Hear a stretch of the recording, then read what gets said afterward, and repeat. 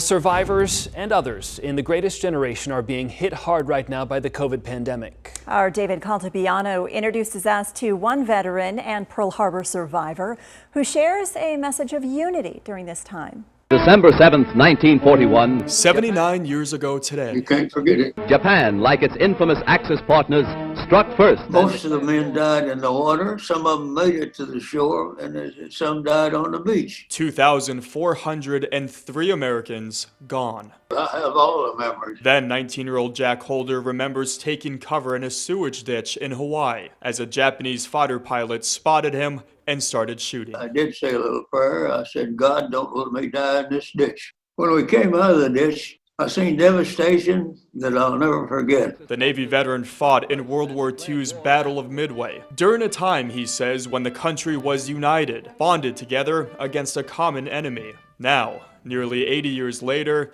and at almost 99 years old, Jack is in the crosshairs of another foreign threat, COVID-19. I try to stay in as much as I can, trying to stay away from groups and not getting too close to anybody. The Chandler resident is being helped during this pandemic by friend and filmmaker Thomas Baldrick, who's making a documentary on his life. If anybody can get through it, it's people like Jack. Just said to him earlier today, it's going to take a pretty hard-kicking mule to get you out of here. Despite the pandemic, Jack remembered his fallen brothers in a private ceremony with close friends this morning at the USS Arizona Memorial.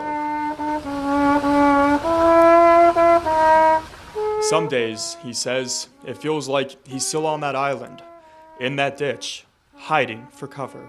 Anywhere I go now, I see 3/4 of the people don't even have a mask. Jack hopes he can live to see this country united like it once was, to defeat the common enemy that has taken so many American lives. If you believe in this country, which is the greatest country in the world, you can always find something to do. In Phoenix, Always wearing a mask. David Caltabiano for Arizona's Family.